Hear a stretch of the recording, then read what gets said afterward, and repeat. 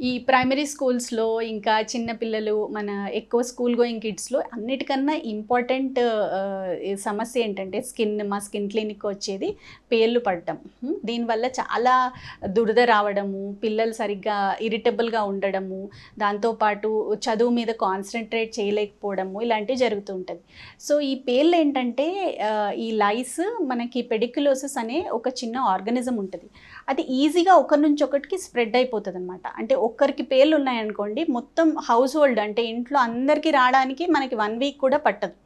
So, దానివల్ల మనకి అందరికీ స్ప్రెడ్ అయిపోతది. మనం ట్రీట్మెంట్ చేసేటప్పుడు మనము ఇంట్లో ఫ్యామిలీ మెంబర్స్ అందరిని కూడా ట్రీట్ చేయాలి. సో, దీనికి మనం పర్మిత్రిన్ షాంపూస్ అని లేకపోతే ఐవర్మెక్టిన్ లాంటి టాబ్లెట్స్ కానీ ఇస్తూ ఉంటామన్నమాట. సో, కానీ ఒక్కరు చేస్తే కుదరదు. అంటే ఇప్పుడు ఒకవేళ మన చిన్న పాప ఉందనుకోండి, ఒక 3 ఇయర్స్ ప్రీ స్కూల్‌కి వెళ్తుంది. ఆ పాపకు పేర్లొచ్చాయి. సో, ఆ పాపను ఒక్కదాన్ని ట్రీట్ చేస్తూ ఎన్నిసార్లు ట్రీట్ చేస్తాము?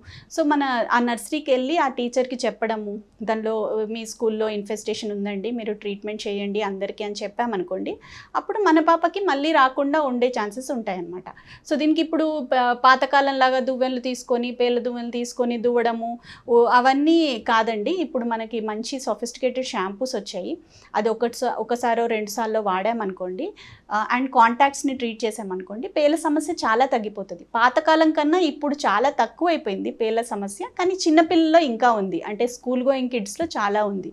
సో, దీనివల్ల హెయిర్ ఊడిపోవడము, చిన్న చిన్న పొక్కులు రావడం తలలో, ఇంకా బాడీ మీద కూడా చిన్న చిన్న పొక్కులు రావడం లాంటివి జరుగుతూ ఉంటాయి. దీనికి కరెక్ట్ ట్రీట్మెంట్ చేయాలండి. అండ్ చాలాసార్లు చేయాలి. ఎందుకంటే ఈ పేర్లు అనేవి బయట అంటే ఇండిపెండెంట్గా అంటే హ్యూమన్ బాడీ నుంచి బయటపడి కూడా ఈజీగా ఒక 1 వీక్ దాకా సర్వైవ్ అవ్వగలవు.